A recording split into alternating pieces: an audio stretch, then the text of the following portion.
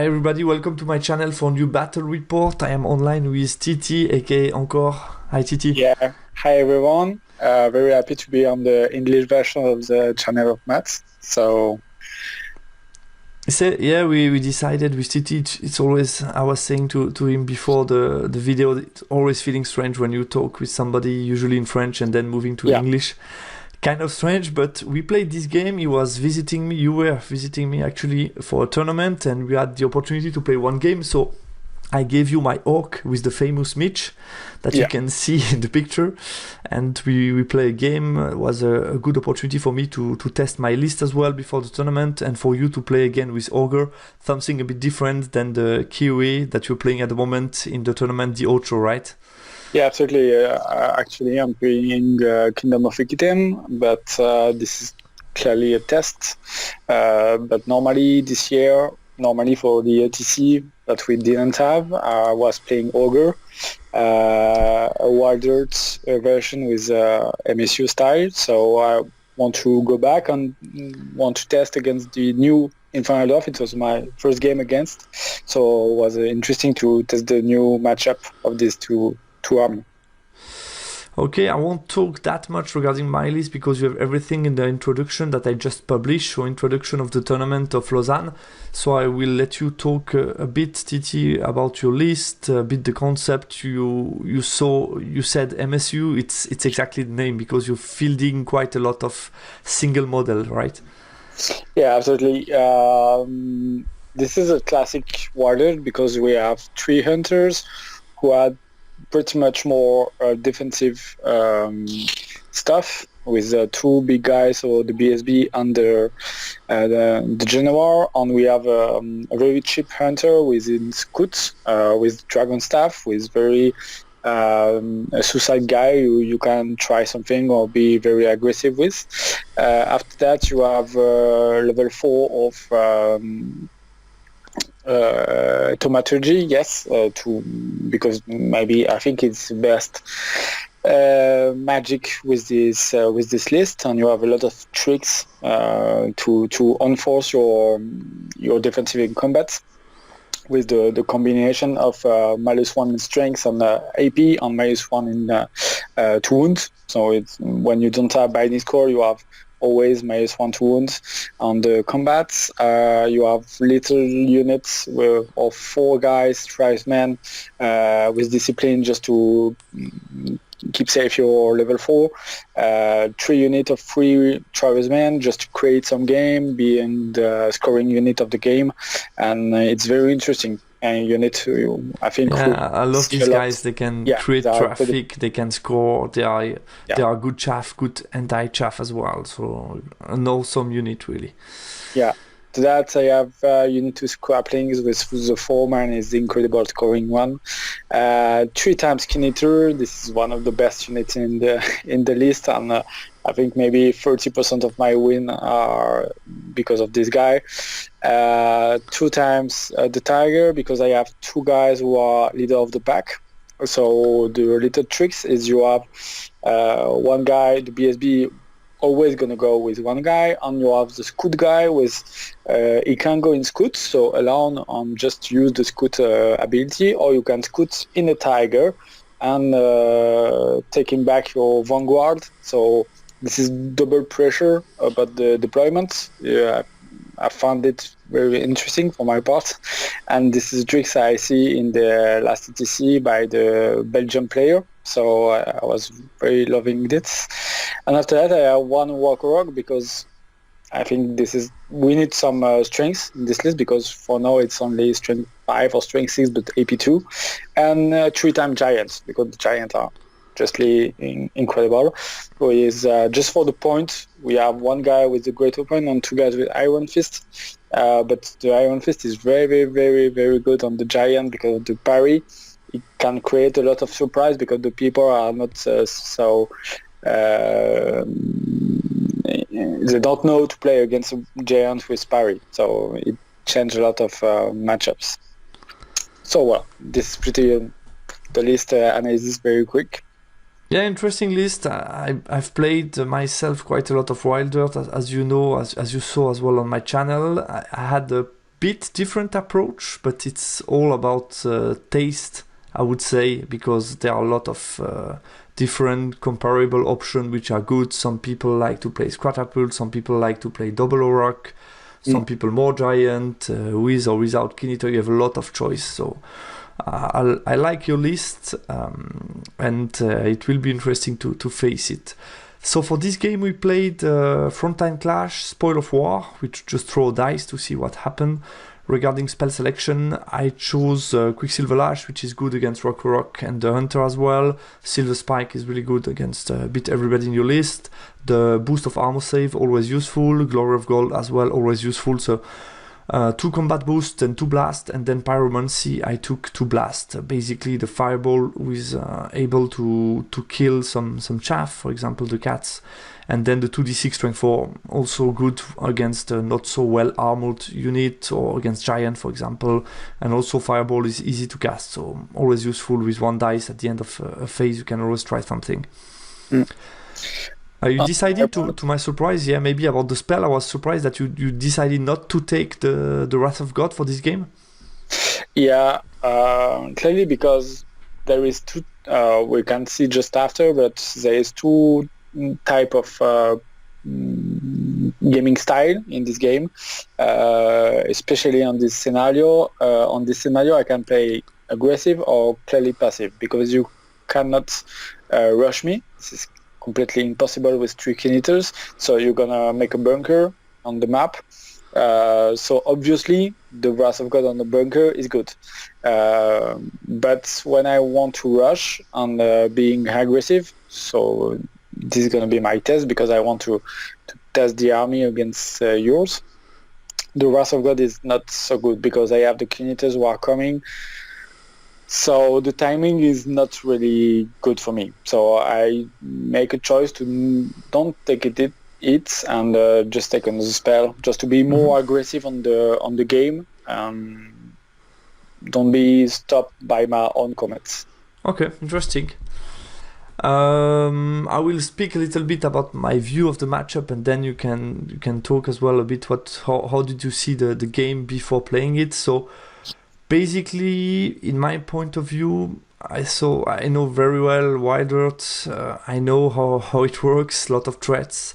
So I need, like you said, I need to play compact and focus on 2 spoil. I cannot afford to play on the whole board because I will get surrounded and ambush. It will be too difficult for me.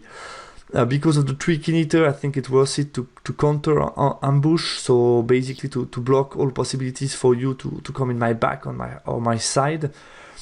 But that means as well that I will be quite defensive in my deployment, and that you could possibly claim the Spoil of War quite quickly in the game, which might cause me some problem.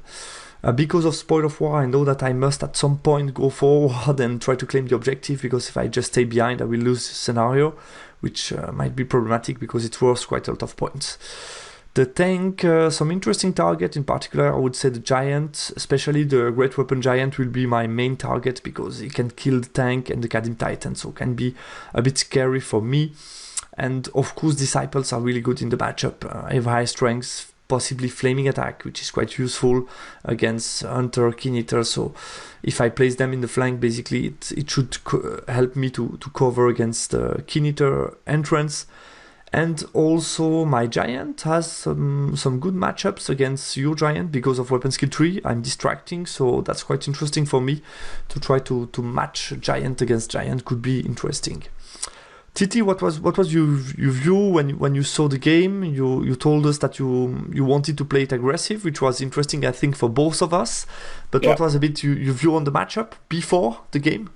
Before the game, so what I was saying, it's we have 2 point of view. You can play clearly just a scenario, so just advance, give some chaff, pick up the scenario, going back, and I think you don't have the movement or the powerful at distance to going back, so maybe it's going to be a 10-10, but it's not very interesting. The second way is to be very aggressive, pick up the scenario, and always go forward and try to make a breach in your army. But clearly the problem of the matchup, I was not considering this a lot, but this is the Luga, the disciple of Luga with the new version. They are clearly impossible to kill for me, because I make a choice on my army is to not be. I'm not good against alchemy, so this is just when you make your hunter, you can have a ward save against alchemy, but you are not so defensive against the rest. You don't have maybe big armor or regen or something like that. I made the choice to not be good against alchemy, so I'm not good against the Lugar too. So this is double pain. Effect. Yeah, double pain for me. So I clearly don't know at the start how I can manage them, but I'm going to try to don't fight them and try to make a breach on the other units. Yeah, because the thing with the Lugar, they are not so mobile, so maybe you can take advantage from that.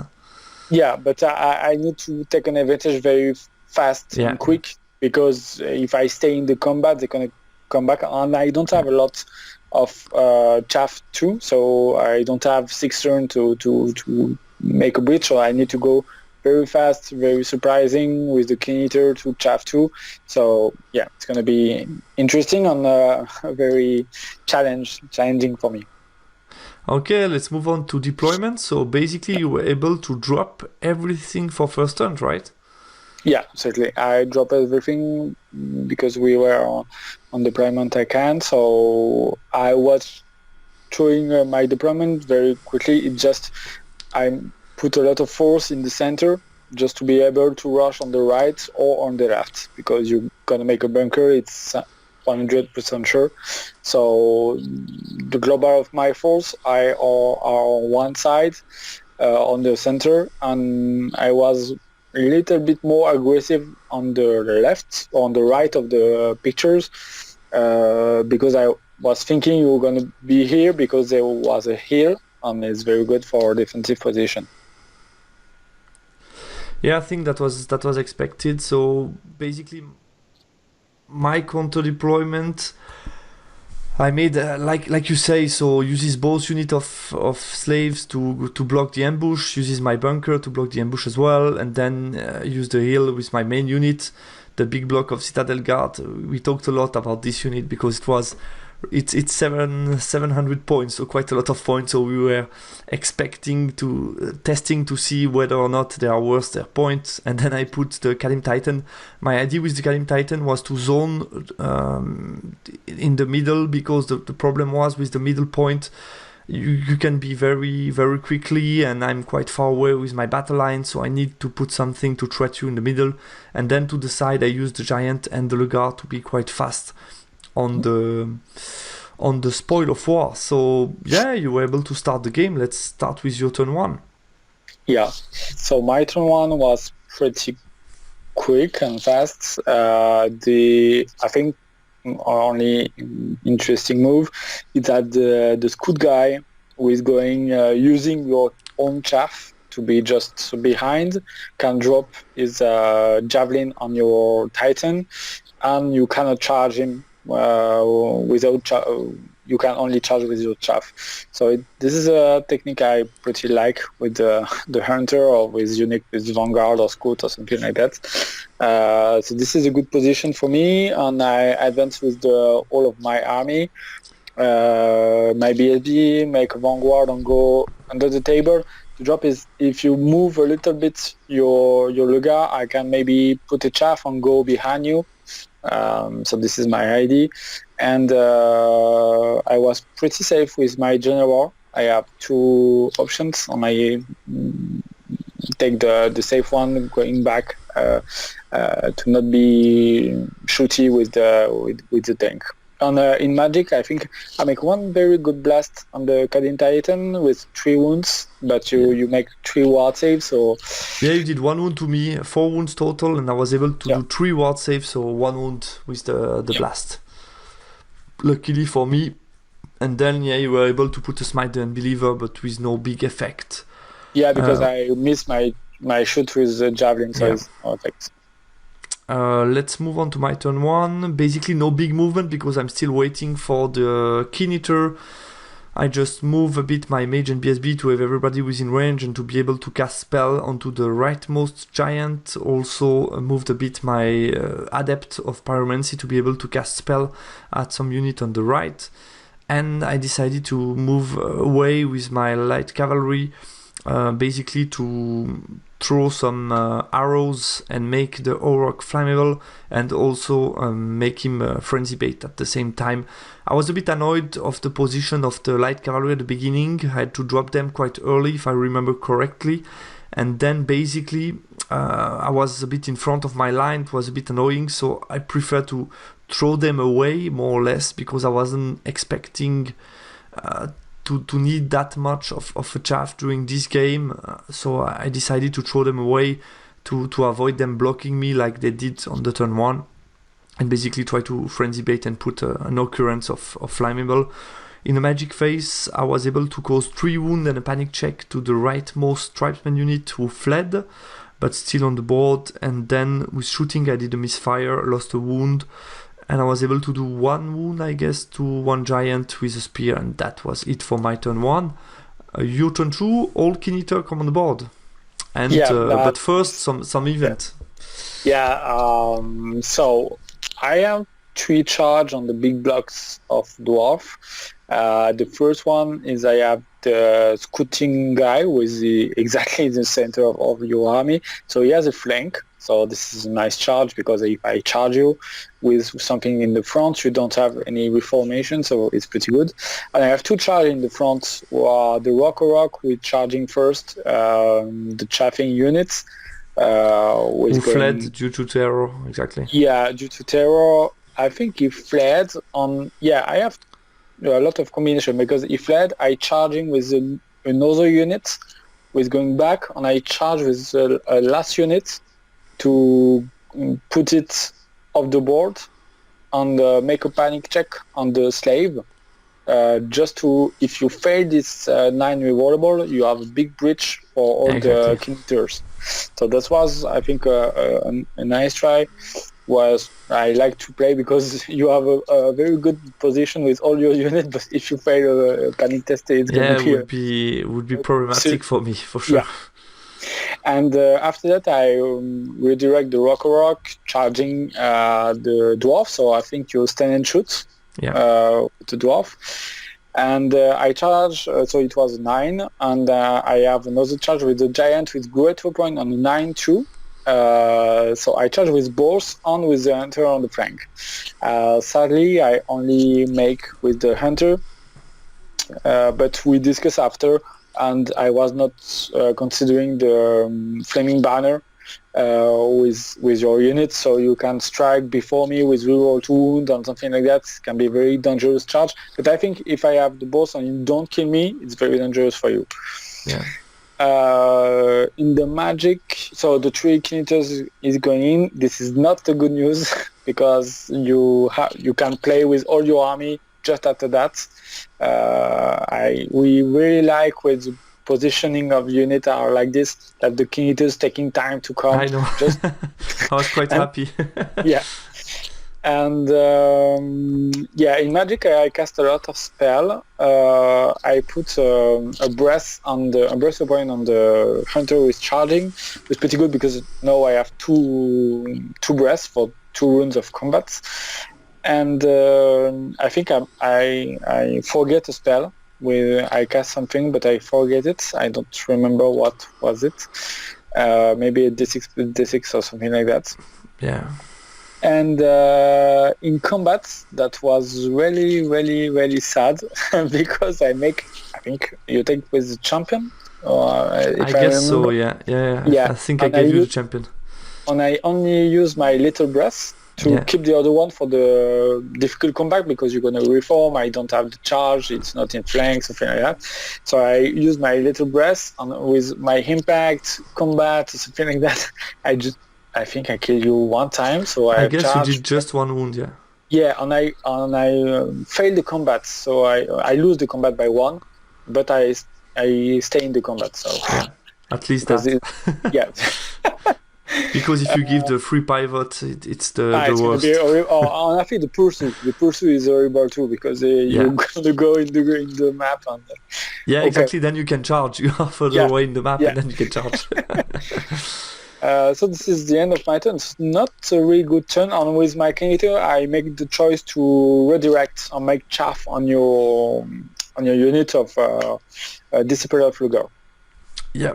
My turn 2, I took the charge on both flank with the Lugar against Kingleader. So here I was only able to put one or two model, I guess, in contact because you were able to minimize thanks to the giant position. And here on the left, you make me turn around and charge you in the front with no overrun pass onto BSB or second Kingleader. But I need to clean these Kingleaters. I reform both block of slaves plus the unit of the bunker. And I decided to move back my giant basically to cover a bit because there are some spots where you could move with the BSB, so I need to cover, and therefore I use my giant. I decided to move forward with the tank still within range of the engineer to shoot on short range onto some giant, and I was able to charge against the rock.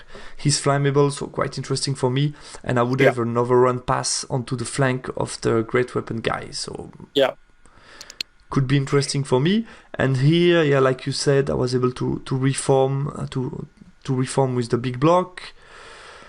And I guess that's it then in Magic. Also a lot happened. We'll see. I was able to cast Silver Spike against Giant, did nothing. Then +1 armor save onto the Citadel Guard was Dispel. But I was able to cast Glory of Gold onto Citadel Guard, which is quite helpful to be able to reroll to wound against Hunter. And I tried... I remember you used it to keep your banner for the next exactly. That was the idea. And then I tried a fireball against the dog, but you kept some dice to dispel that. You did want to keep your chaff. Shooting, I shot at the giant when I was able to do 3 wounds to the giant, so not that much. I think in hindsight I should have shot at the cat maybe. Would have been cool to kill the chaff rather than cause a couple of wounds onto the giant. Would have been better, I guess. And then, close combat on the right, only able to do 1 or 2 wounds because I have not a lot of model in contact. So I reform, and then the left I was able to kill you and reform. The hunter was quite lucky. I was able to kill you and to do exactly all wounds, right? Yeah, but what is very sad is that I think I make another time only one guy dead.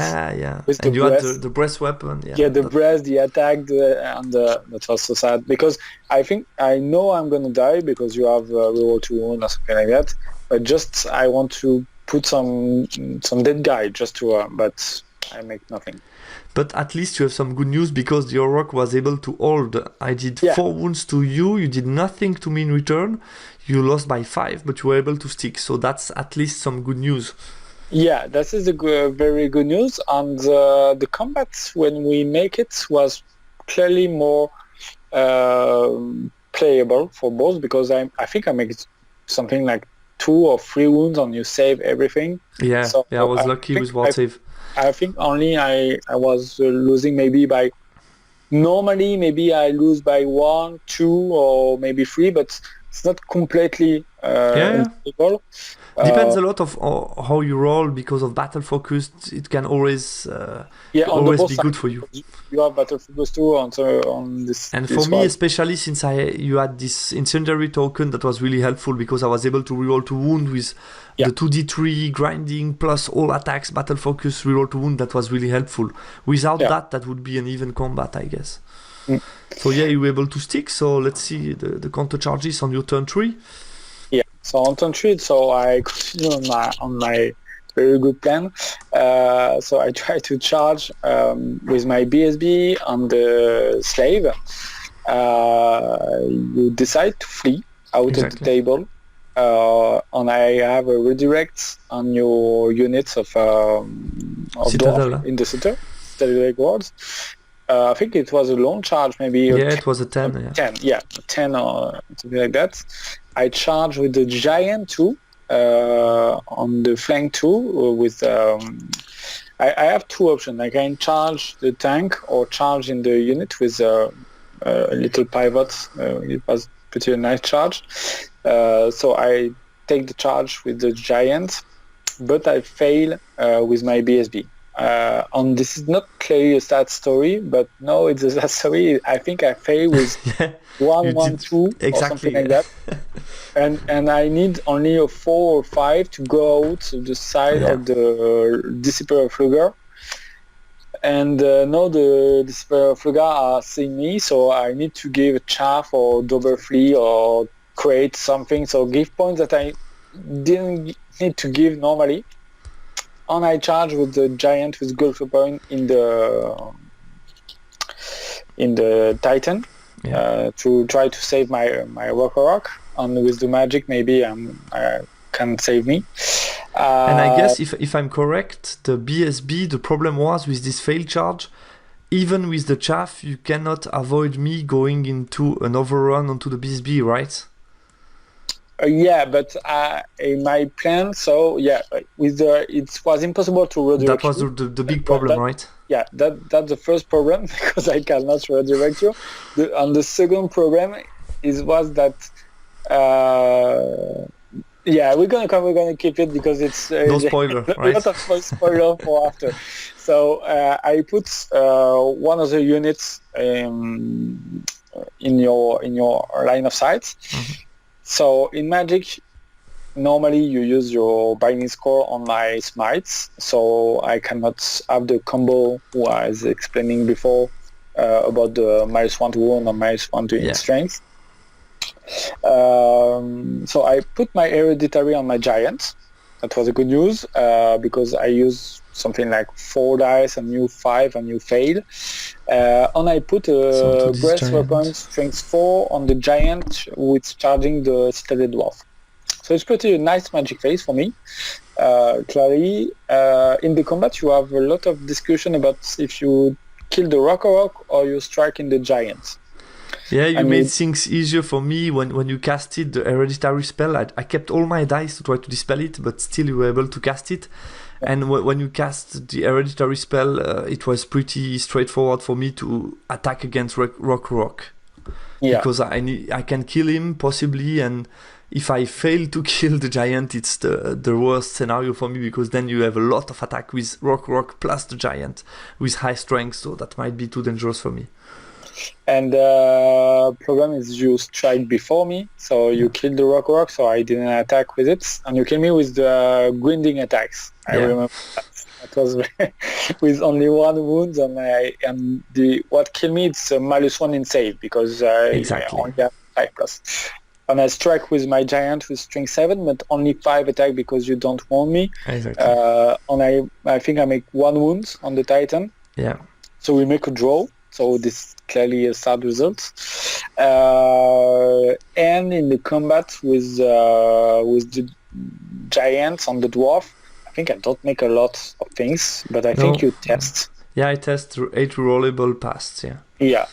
And that was the first thing that I don't remember, that the new Chaos Dwarf are not immune to fear. Yeah, exactly. And that's a problem when you play big block, because 8 rollable, you can fail that. So. Yeah. But still, when you pay 700 for a block, you expect the block to stay. And I think that was the end of my turn. You just keep my Kinitre on the right side. Right? Yeah. And after that, I think it was your turn. Yeah, my turn 3, basically. So I'm still in combat with the rock, with the Kadim Titan against the giant.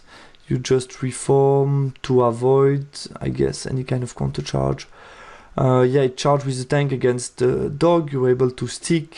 As you can see, I reformed my Citadel Guard to face the giant, and I move my giant onto the flank just to make sure if this combat lasts a bit more, I'm able to countercharge next turn, move forward with second block of slave because you never know, put back both my character onto the bunker, and move to the side the small mage to cast some blast onto the Kinitre. And then you try to make me fail the test on a 9 to redirect the charge against BSB because you couldn't avoid, like we said, the overrun. So I charged the cat, you flee, and then I passed the check and I charged the BSB and you flee, and you made a small flee, I guess.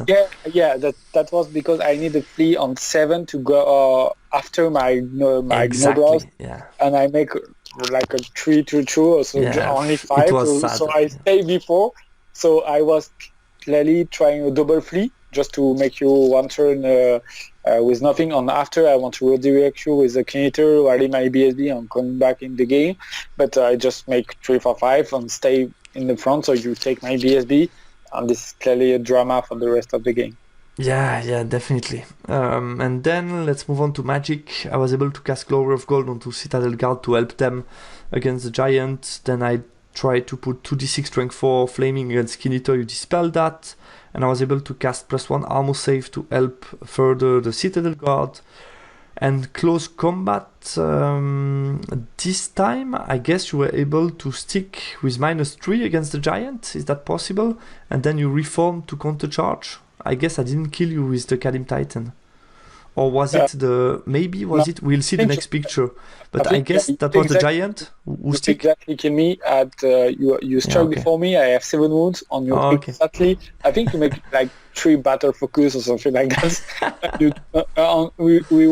I was just expecting to stay with 1 or 2 wounds and just smash you with the great. And you just exactly kill me with the grinding or something like that. And I was just... Okay, I have no... Very sad. But I think I did the previous turn when I did 3 wounds. That was against this guy, right? With the shooting attack from the tank. Yeah, absolutely. Yeah. So I had to do still like 4 wounds to kill you, probably? 4 or 5 wounds, maybe? Yeah, I think so. But I was always on the -1 to wound on...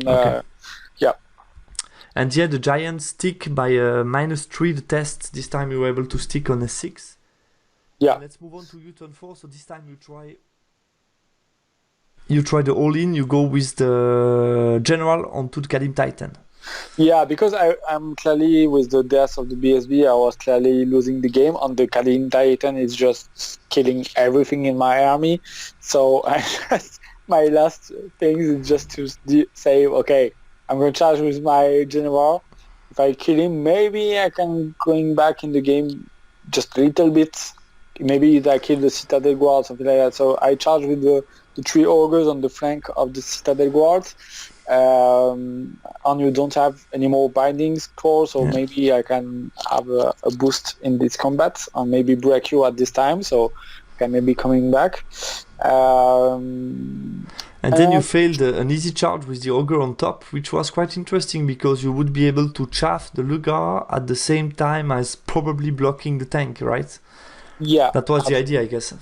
Yeah, absolutely. That was very interesting. I have a charge on 5 with... I can charge with 2 ogres. That was a risky plan, but very, very rewarding one. It's clearly a choice that I love with this army. I have 2 ogres with 6 wounds, and I charge, and if you don't make me 3 wounds, I have blocking the tank plus... perfectly chaffing the Lugars. So it was really a risky charge, but I love it. So I try it.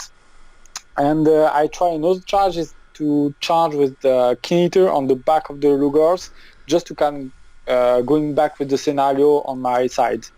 And maybe what you could have done with the tribesmen on top would have been just to march in front and chaff both. Yeah, but I think the chaffing was not so good.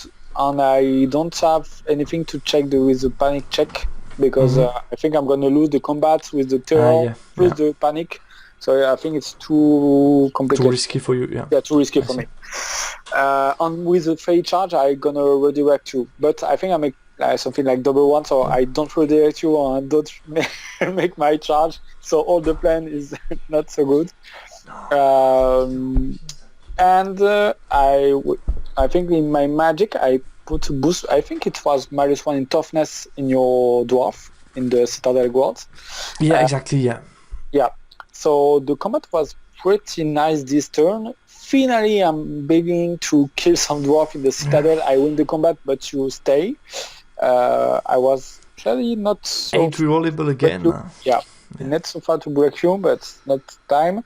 And I remember, Titi, each time that I passed 8 rerollable with this block, I was telling you, when you pay 700 points, it has to stick. We had some fun.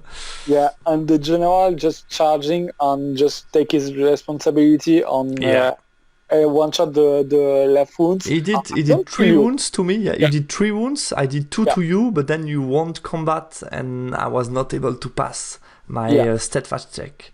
Yeah. So he's dead. That was good news. Good news for you. But Yeah. Kineater Yeah, didn't work. yeah, I try a plan with the Kineator because you he only hit me on 4+. Yeah. But with the grinding, you just kill me without Outright, grinding. Yeah, so I think it was that was too much for end. you. Yeah. Yeah, it was completely the end of the game for me at this moment because you are just in front of my Noblars with the objective. Yeah, exactly. That was the last chance to save possibly the objective. So my turn 4 basically took the counter charge with the giant onto the flank, charged the bunker with 2 units. So you fled as well with general, and I charged the giant. Yeah, that's the end of the game, like you said. So here you have the end picture of it. Yeah. Yeah, basically. What can we say about this game? It was really interesting because you try out a lot of stuff. Nothing worked for you, more or less. What I can say on my side, in my view, the bunker technique worked quite well because the ambushers came on the board all at the same time. So that was quite lucky for me as well.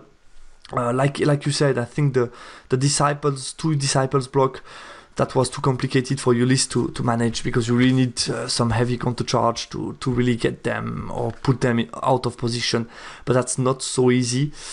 And I guess the fact that you weren't able to chaff my Titan after the failed charge of the Rock because of Frenzy, that was as well a bit problematic. Maybe some chaff planification on turn 1 or to be ready to chaff maybe with 1 unit could have helped you because the charge of the Titan was really did a lot of damage actually to your plan.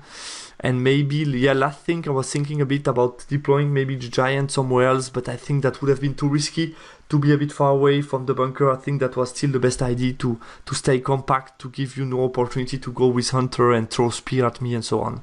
So I guess I had to let you the left spoil that you took with Tribesmen. I had no good way to go for this unit without taking risk and losing some model like the Giant, for example. So, what can you say about the game a bit? It was clearly really interesting because I was discovering the new book of Infernal Dwarves, who are pretty nice. I think something need to be reworked, but the other thing are pretty nice. This is clearly, I think, a good example because I was not playing so good because I make some mistake. Example, but my BSB going too much forward with the cats, so I don't have it for the second round, like you say, for the Titan. But it's a good example about what I think offensive army can do, even if the matchup is not good. For example, in a team play, you can have 2 type of plan, and you can say, okay, I can clearly make a 10-10 easily, very, very easy without any risk, or I can play the game and try something. And at multiple times, it's something going good for me or maybe bad for you. This is not important. The game can switch. Yeah, I agree with that. That's also something that I remarked during my game with Wild Earth or other Ogre list. When it's like you say, with offensive army, you will always have some openings to switch the game. It can turn in your favor at some point if you have a bit of luck. Yeah, on something maybe the people are asking why I have a lot of charge on flank or on the Citadel. Just because you have no choice. There's too multiple targets, and you cannot look the good way. There are too many things to look at. It's really complicated. Obviously, there is no good way. You need to make a choice, and sometimes it's a bad choice, but at this game I don't remember, but I think it was not bad choice on this time. But on the refund, you need to try. Okay, I give you a charge on the flank, on I'm going to make my edge rerollable, and if I don't make it, I'm going to lose. And you're going to breach, but the game going to go very difficult. Yeah. So it is very interesting because we see during 4 turn, I think some try 1, 2, 3, 4, 5 times to change the game in a more difficult and more positive matchup for me, and it's not working. But Yeah, it this didn't is work. the play about the matchup, because only on the list the matchup is not for the ogres, but you can try some things. This is very interesting about the 9 edge, maybe also on the 9 edge equilibre of the army, where you can play every matchup, Yeah, even you like you say, cannot. yeah. Yeah. I agree with that. That's definitely something from Ninth Age. We can see at the moment with the Ocho, when you do estimation matrix and so on, you have not a lot of game where you say that's an easy win. Yeah. There are always some things that can change during the game, that can go wrong and so on. There are a lot more of open games than before. So I definitely agree with you. Even it's a bad matchup on paper, you had a lot of opportunities to win the game actually. Yeah. You could go away with the scenario, for example, and then you take scenario at least at some points. So I think that's the interesting part of your list and the matchup overall. You can try things. You can try. Yeah, and just to finish, I think on the Infernal Dwarf, because I think it's interesting for the people, I was thinking all the unit was pretty nice to match. I think just the Luga, I just don't. I was not thinking about the 2 attacks. I don't know why they have 2 attacks, because I think they are very good with only one, with the grinding on the rules, so they can fight with fire or not. So maybe a decrease of points a little bit on just one attack. And one attack, yeah. Yeah, was more good for me, because all the unit, the Titan was very nice to match against. The magic, the big blocks was very impressive in resistance and in combination with the magic and something like that, with the gun, the lances, and there is a lot of the slave are incredible in the game to have some combo and combination with the unit. So there is a lot of good idea, and I hope so it's gonna have a little bit change, but maybe just Ogre's point of view for the Lugas. But I have a lot of feedback about them, or they maybe a little bit too strong. Yeah, I tend to agree with you. That was also part of my feedback video for those who saw the video, where I put some updated views on the book after trying a bit the book. And that was also my point of view, because I think the Lugar are a bit too good at doing a bit everything. They have a lot of versatility. So for me, there are 2 ways. Either you go up in points, that's a way to go, or you change something about how they work at the moment. I like the fact that they are Swiss knife. I think that's quite nice, because they're still infantry, and it's sometimes quite hard to make infantry attractive, especially since they lost Unbreakable. They needed something big to compensate that. So I think that's why they put back 2 attacks, because if you remember some version before, I guess that was even maybe in Warhammer Battle, I'm not sure, they had 2 attack on the profile. With great weapon, it was possible to play with 2 attack. But I don't know if it's problematic because of the 2 attack. I'm not so sure, but I think it's at least they need to go up in the points, because they are a bit too good, maybe in comparison with other choice in the special category. So that's how I would say. Sure. Yeah, we'll see. Thanks a lot for your view on the book as well. Thanks a lot for the games. Well, it's really interesting to play against you and to have you visit for this weekend. Sure. And see you soon on the channel. I will make sure that I can invite you again. Yeah, sure. Thanks, Titi. Thanks, everybody, for watching. Bye.